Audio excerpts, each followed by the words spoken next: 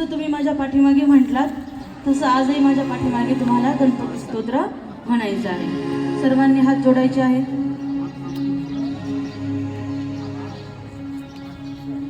श्री गणेशाय नमः.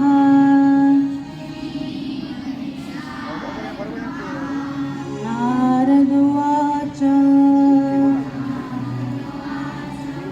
प्रणम्य शिरसा देवम्. आवाज मोठ्याने यायला हवा. इकडे मुलांचा आवाज येतो परंतु मुलींचा आवाज येत नाही. प्रणम्य शिरसा देवम् गौरीपुत्रं विनायकम् भक्तावासस्मरे नित्यम्